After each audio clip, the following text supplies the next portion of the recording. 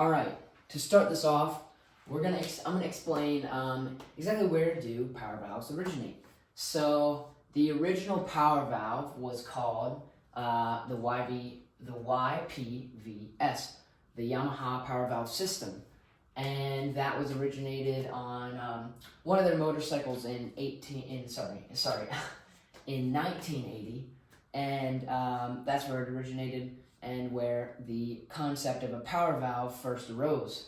And in order to understand how exactly a power valve works, we're going to have to first explain what happens when you change the diameter or the size. It's usually not a circle, but the size of a exhaust port, where the exhaust gases go after they're burned. So, again, in order to explain that, I have to talk about how gases act in your engine.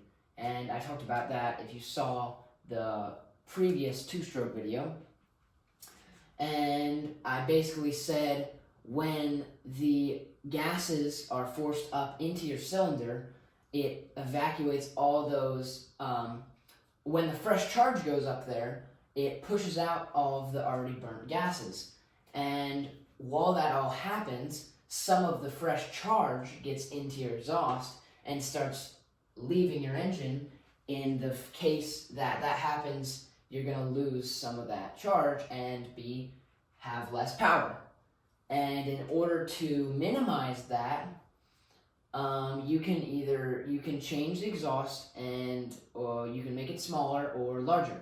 And what those do is, if you have a small exhaust port at low to medium RPMs, you're gonna have the best efficiency in those ranges, because of the fact that when that pressure wave pushes those what would be wasted gases back in, then because this piston's going slow, it needs less of an opening to get all of that gases in. And if it was going fast, then some of the exhaust gases would get in because, if it was going fast, then not all of the unburnt fresh charge would get in, and you would be losing some of that charge. So moving on to what would be the case if you had a large exhaust port, would be less efficient at low RPMs and much more efficient at high RPMs, because of exactly what I just said. When your fresh charge gets into your exhaust and then that pressure wave pushes it back at low RPMs, it has all this time compared to this time to be able to get in there, and you're going to end up getting some of the exhaust gases in there, already burnt gases, into your combustion chamber, which in turn is going to heat up your fresh charge and reduce the amount of power that you're going to be able to produce. And then at high RPMs, you're going to get much more efficiency with a larger exhaust port, because of the fact that you're going to have that much more time versus this more time to be able to get all of that what would be wasted gas back into the expansion chamber. The combustion chamber. And like I said, with the small one, you're gonna have not enough time to get all of that gas back into the combustion chamber.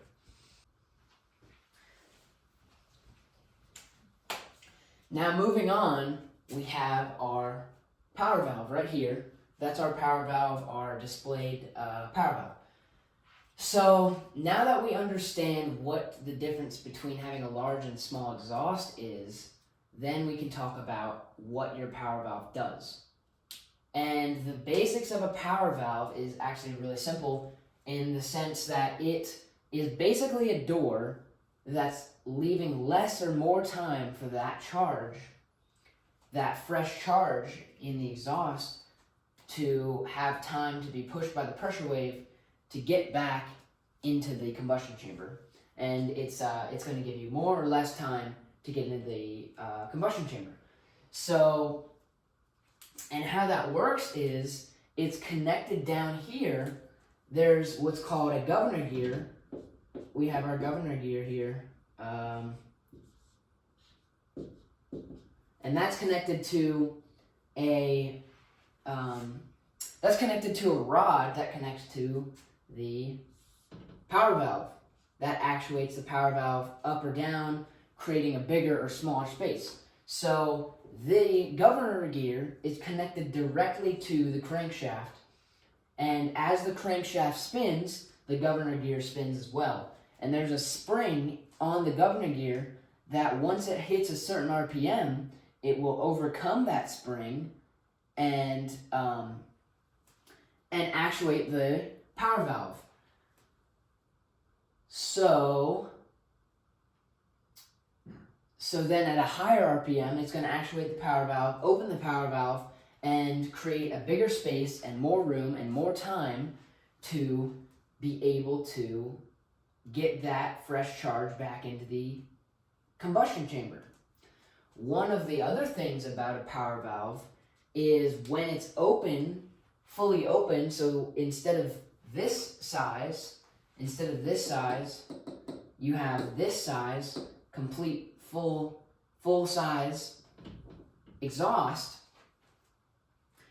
then you're gonna have less time to get, you're gonna have less room for compression. And compression, what is called a compression ratio, is basically the ratio between the size of when compression starts. So right here is where compression starts.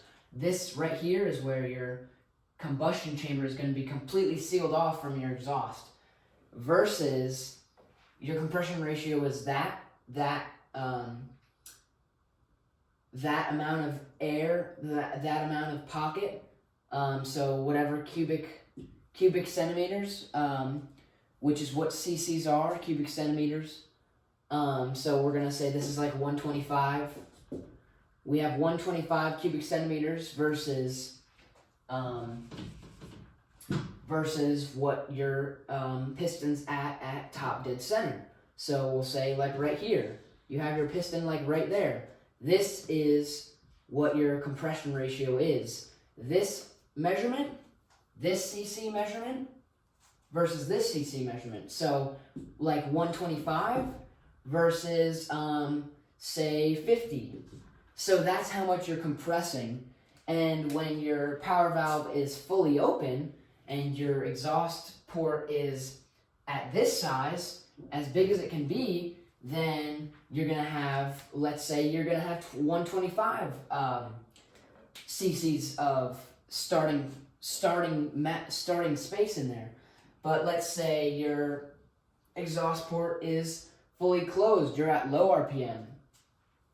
Then instead of 125, instead of starting right here, your compression ratio, your starting of compression, once compression starts and your piston completely seals off the combustion chamber from any other ports where the gases could escape, if your exhaust valve is fully open and your exhaust port goes from this size to this size, then you're going to have a larger compression ratio, because instead of 125 cc's, maybe we have 140 cc's. You got an extra 15 cc's from that. Is that right? No, that's not right. Not 15. Yeah. Anyways, 140 versus 125. So you're getting that extra cc's, and you're having the same ending cc's. So that's basically what a benefit or a side effect of it. Maybe not a benefit, but it's a side effect of the power valve, and another reason that it's used, and how it does its job at low power, low RPM, low end of the engine spectrum versus high end of the engine spectrum. So now that you understand that, let me explain to you what it would look like and show you what it would look like to have a bike that has a power valve versus a bike with no power valve, and a bike that can vary the size of its exhaust port and a bike that cannot vary the size of its exhaust port.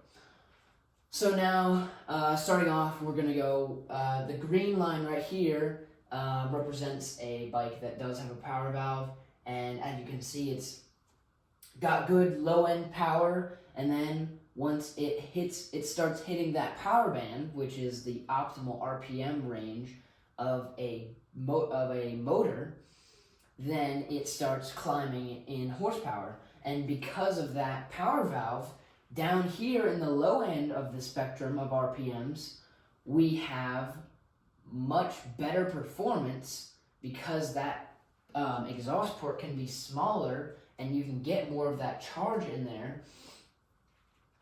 Then it's going to up the performance of the engine in a lower RPM range, and then it will switch off that exhaust port and make it large to where it has a good high RPM range.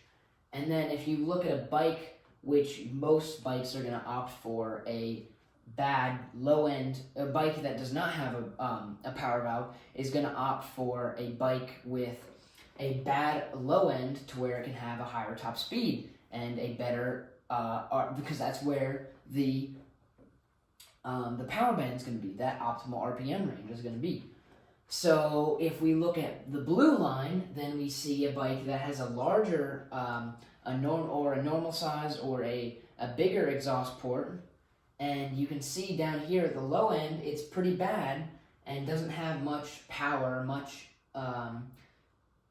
torque or horsepower, or you can put horsepower to torque or torque to horsepower, and I'll explain that later on, maybe, hopefully. But more power, we'll just say power. Horsepower, we'll just say power. It's got less power in the low RPMs and lots more power once it hits that RPM range, that power band where it's got that optimal RPM range, and then it starts to steadily climb and has a similar appearance to the one with a power valve, but it is very bad and very low torque, very low power in a low spectrum of the power band. And moving on to a motorcycle, a two-stroke engine with not a power band, without a power band, without a power valve, and a smaller exhaust port. As you can see, it probably would outperform depending on the size of the port. And you would have to vary that and see what's best. If you wanted to get a bike with no power valve and with a good low end, then you would have really good low end, and it would level off, and you would not have as much power in the high RPM range, and you would have a very low speed bike, but it'd be very torquey and very good at I wouldn't say what it's good at, but because that's not my area of expertise at this moment. But it would have good at low RPM and bad at high RPM, and that's basically what a power valve does and how it's meant to operate and what its actual purpose is on your bike. So thanks for tuning in.